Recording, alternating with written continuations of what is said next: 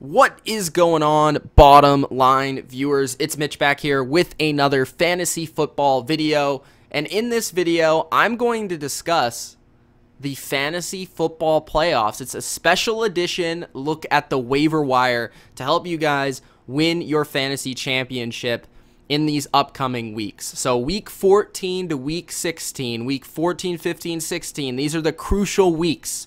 These are the weeks where you really win that fantasy championship because this is the fantasy playoffs. For those of you that play in week 17, I feel sorry for you because I'm not really going to cover that because I think playing fantasy football in week 17 is kind of a joke and you should probably change that in your league. That's just my personal opinion. You can attack me in the comment section if you feel differently. But honestly, I'm going to give you the streamers that I feel will best help you get that edge in your fantasy matchup, whether that's the first week, the second week, or even the fantasy championship week, which is week 16, at the quarterback, tight end, and defensive positions. Now, we're going to start off with the position that is most known for the stash, and that is the defense of position in fantasy football. A lot of people coming into this week, maybe even a week ago or 2 weeks ago, depending on their stance in the standings, they might have picked up multiple defenses for their run at the playoffs, and if they did, they're very smart in doing so, and if you were still fighting for a chance for the playoffs, you probably aren't going to be the guy to stash defenses, so that's pretty much the advantage of having a higher seed going into the playoffs, is you know that you're going to be in the playoffs, and you can look to stash some of these players a little bit quicker than others. But for those of you that are just getting in the playoffs, you know you're going to make the playoffs, or maybe you're going to make the playoffs after this week in week 13, and you're pretty sure you're going to pick up a victory. This is for you guys mostly, but I'm going to try and help everybody out. So the defensive position is, of course, like I said, the position that most people stash at. And this is the position that is most heavily dictated by matchup, what team they play. The only team that you're going to see started no matter who they play is the Chicago Bears defense. And truthfully, that is solid because they are the #1 fantasy defense this season and by quite a large margin. Other than that, every other defense is around the same area.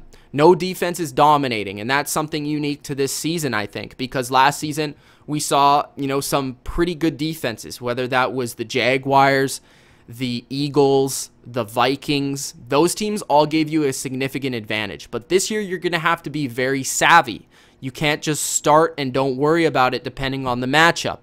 If your team's playing the Chiefs, the Rams, the Patriots, the Colts, the Chargers, one of these better defenses, or offenses, I should say, you're probably not going to want to start that defense. So you need to be very smart about what defenses you start. So let's just go through the defenses that I feel have the best 14 to 16 stretch, and then go over some of the defenses that I also feel can win you a championship in week 16 and potentially maybe one of the individual weeks that you want to pick up.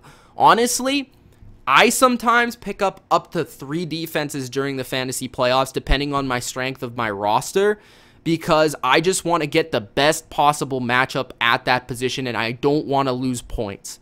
And I know that a lot of people maybe on the other side and tell you don't pick up 2 defenses, don't pick up 3 defenses. I pick up as many as I need. If I feel like I need 1 for every week and I'm just going to get the best matchup every week, I'm not willing to risk the waiver wire. Maybe I'll risk it for week 16 because I'm not sure I'll be there in the fantasy championship quite yet, but I'm going to pick mine up for week 14 and 15 because I'm thinking I'm going to get past week 14 and get to week 15, and then once we get to the championship, I'll worry about it then. So that's my opinion on that. I know some other people have opinions of, okay, stash those players, maybe have some handcuffs on your bench because in case somebody gets hurt. Hey, man, if Todd Gurley gets hurt, I'm going to lose anyways. I'm not winning with Malcolm Brown. That's my opinion. So let's get into the streamers. All right, so the defenses that I like the best, starting off with the Tennessee Titans. The Titans play the Jaguars at home, and even when the Jaguars were really good last year, the Titans beat them both times. So the Titans are really, really good against the Jaguars, specifically keeping them low in point totals. You also have to think about, the fact that Leonard Fournette is suspended this week, won't be suspended next week, but that doesn't really help the cause at all. The team is kind of in flux. They don't really know what's going on. The coaching situation, they're changing offensive coordinators. Hackett is gone. They're changing quarterbacks. Bortles is gone. So they have Cody Kessler at quarterback, which I don't know who's better, Kessler or Bortles. That's up in the air. They're both bad. But nonetheless, the Titans have been really, really good against the Jaguars because they know how to stop their rushing attack, and they can really force some turnovers and get after the quarterback. So the Titans are a defense I really like in Week 14 to start it off strong, specifically being at home. That's a very good positive against a bad offense. Then you go into Week 15. They do play the Giants on the road. It's not the best matchup, but it's also not the worst matchup. Eli Manning is very, very, very, very, very easily going to give up some interceptions. We've seen it many times before. Just last week, he threw one of the dumbest interceptions I've ever seen in my life. So that being said, Eli Manning can give you some interceptions. He can fumble the ball. He can, give you some turnovers to help your fantasy total. Also, the Giants, they're very sporadic on offense. If Saquon Barkley doesn't get a huge big play, if OBJ doesn't get a huge big play, they're very, very stagnant, and I believe the Titans defense can slow them down in this matchup in Week 15. So I don't mind this matchup. I don't think it's the best one overall, but it's pretty good considering Week 14. Then you have Week 16, and you play Washington at home. And I think that the Titans have been significantly better at home. Overall, as a defense, as a team, as an offense, they just play a lot better at home.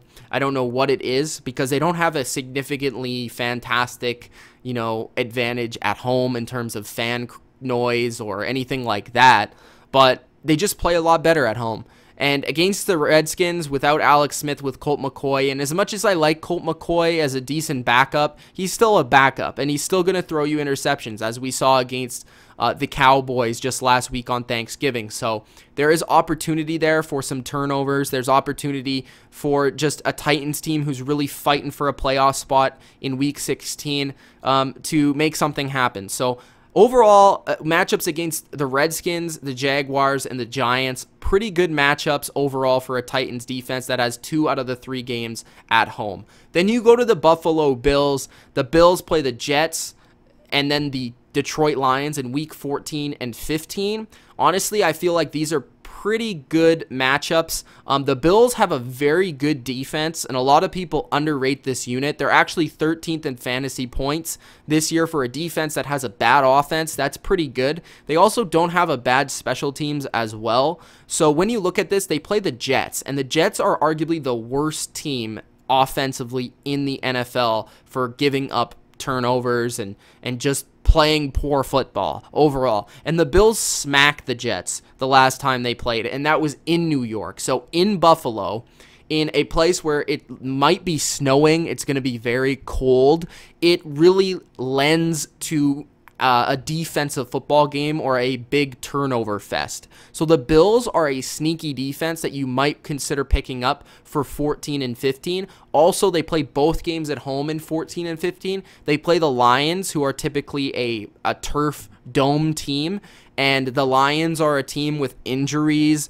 Their offense isn't very good this year, and I could see the Bills really taking it to Matt Stafford, who's not playing very well this year and is throwing a lot of interceptions and even pick sixes. So the Bills could capitalize on 2 offenses that turn the football over a lot and a place that's cold, snowy, and just a place where you don't want to play offense.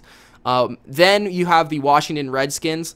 You have the Giants, the Jaguars, and the Titans. Now, the Redskins play at home versus the Giants and on the road in both the other games. But like I said with the Jaguars, they have Cody Kessler at quarterback, a new offensive coordinator. They're up in shambles.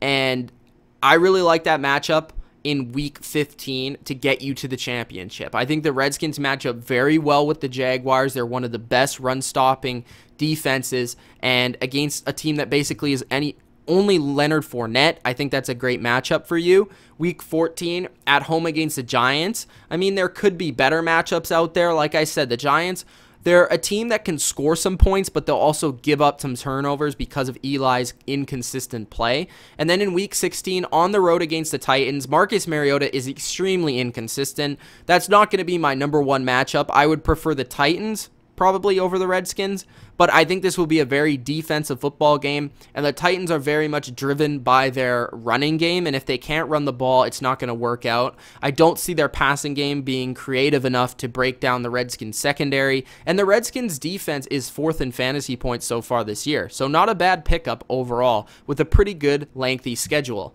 Then you look at the Broncos. The Broncos have a very good schedule as well. They're 6th in defense of fantasy points this season. They play San Francisco on the road, and we know that quarterback situation is an absolute joke. They have no Marquise Goodwin right now, so no playmaker that can stretch the field. They really only have Matt Breida right now and George Kittle. But, I mean, Matt Breida is the only guy that's really hurting you because of the long runs he can get. George Kittle, he's a tight end. He's not really going to make or break anything. But overall, you're looking at the quarterback position and saying, hey, there's turnovers to be had here. Even if it's on the road, it's a good matchup for a Broncos defense that can really get after the quarterback. Cleveland at home, considering their latest performances with Baker Mayfield, isn't the best matchup, but Baker Mayfield is a quarterback that will turn the ball over. He's a rookie. And at home in Denver, that's always a good place to be late in the season for defenses because it's cold, it might be snowing, it's tough to deal with the altitude there, so it's a very good home field advantage. I like that as well at Cleveland, even though Cleveland is a better offense in terms of the other matchups we're looking at here. Still, it's a good defense to have that week. And then week 16 at Oakland, this is a really good matchup. Oakland turns the ball over a lot. They're one of the worst football teams in the league, and their offensive line has struggled mightily. Plus, they have like no run game, so the Broncos will be all over the Raiders in this game, and potentially a spot to make a run at the playoffs as well. Then you have the Vikings, who, of course, are a good unit to own. They play Miami at home in Week 15, and then they play Detroit on the road in Week 16. And considering they played Detroit earlier this year and had great success on defense, I like that matchup on championship weekend. And then Miami at home is another solid matchup as well. Miami is not a very good offense, and they're definitely going to turn the football over. And I like the Vikings just in general at home. They're a very good defense. They play better. They elevate when they play at home. Then you have the Chargers, who I like in Week 14 against Cincinnati. So to start off strong, I like the Chargers defense against Cincinnati at home with a new quarterback, their backup, no Andy Dalton. AJ Green might not be playing. The whole Hugh Jackson madness. The Bengals just look horrible in general, and there's going to be a lot of interceptions, a lot of turnovers in this game. So the Chargers will be a huge advantage for whoever gets them in Week 14. The Patriots in Week 16 are at home against the Bills. If you want to win a championship, pick up the Patriots defense at home against the Bills in Week 16, which is almost always, 99% of the time, a blowout for the Patriots, and 99% of the time their defense comes up big in that game. Then you also have the Rams, who actually rank 2nd in fantasy points for defenses, and they play the Cardinals on the road on championship weekend, Week 16. But considering what they did to the Cardinals offense the first time around, I think they'll have success the second time around as well. Plus, you have Aaron Donald, Ndamukong Suh, Fowler, Talib will be back, Peters. They'll be making their run towards the playoffs. They won't be sitting any starters in Week 16 because they want to catch the Saints. So that being said, the Rams, they'll be there for you in Week 16, as well as the Patriots and the Vikings. I like those matchups. I also like the Redskins, the Titans in Week 16, the Broncos in Week 16. So there's a lot of good defenses to get in championship weekend. It's more about looking at Week 14, 15, 16. I broke it down as best I could. I hope that helped you for the defenses. Just use your best judgment. If you have any questions about the defenses, leave them in the comment section below. But again, it's more about the matchup than the defense. Don't think about how good the defense is. Think about how bad the offense is and the predictability of how often they turn the football over. Then we'll go to the quarterback position. I have 4 names for you, starting off with Lamar Jackson. He plays Kansas City, Tampa Bay, and the Chargers. He plays at Kansas City, which isn't the easiest because it's in Kansas City, but Kansas City is a terrible defense, and they have a really bad run defense, and they have a bad pass defense. So there's bad overall. But Lamar Jackson, because of his legs and his ability to run, he has a good floor for you. So if you're looking for a quarterback that you need to stream that has the capability of a big game, but also has a good floor, Lamar Jackson is probably your guy. Against Tampa Bay, he'll likely go off the most of the 3 weeks overall. And then the Chargers isn't bad either. And week 16, Baker Mayfield, week 16, could win you a championship. He plays Cincinnati. He played them last week, went off. This week, he could go off as well at home against Cincinnati in week 16. Dak Prescott has a beautiful schedule. He plays the Eagles, he plays the Colts, and he plays the Bucs. And in week 16 against the Bucs, that could be beautiful. The Colts are not a very good secondary, give up a lot of points. And the Eagles, he played great in the first game, and they have no corners left.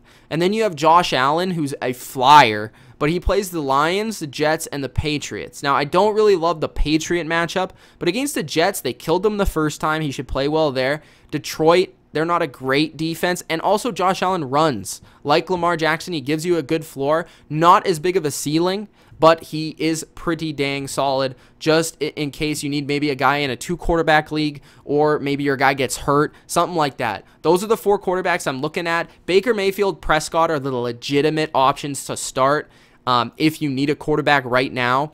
If you need one, you know, for a long term, and something happened to your core, maybe you had Andy Dalton and he got injured and you need Lamar Jackson, pick him up. Or if you're maybe looking for a spot start in a 2-quarterback league, or maybe a guy that you can use in a 2-quarterback league, Josh Allen is your guy. And then we go to the tight ends, which I like McDonald, Njoku, and Watson. McDonald plays Oakland, New England, New Orleans. All teams bad against tight ends, except New Orleans isn't so bad, but they're still a bad passing defense overall, and the Pittsburgh Steelers should find success there. New England is one of the worst teams against tight ends. Oakland is also a terrible team against tight ends. Njoku plays Carolina and Cincinnati, which are the 2 worst teams against tight ends. Broncos are also bottom 10. And then you have Watson, who plays Tampa Bay, Carolina, and Pittsburgh. Carolina is 2nd worst against tight ends. Pittsburgh is in that conversation as well. And Tampa Bay, we know how bad their defense is. So those 3 tight ends, which all can be found on the waiver wire, McDonald probably the least likely of all of them, they can be out there. Maybe you have them as backups, but just consider their matchups that they have in these 3 weeks. They have very nice matchups. So if any of these guys are out there on the waiver wire, I would consider picking them up. And that's my advice for the fantasy playoffs and the streamers. I hope you guys enjoyed this video. If you did, hit the like button, subscribe for more Bottom Line View and fantasy football advice. It's Mitch of the Bottom Line View. Enjoy the playoffs, have some fun, pick up the players you think will give you the best opportunity to win, and leave your comments below if you have any questions. Peace out.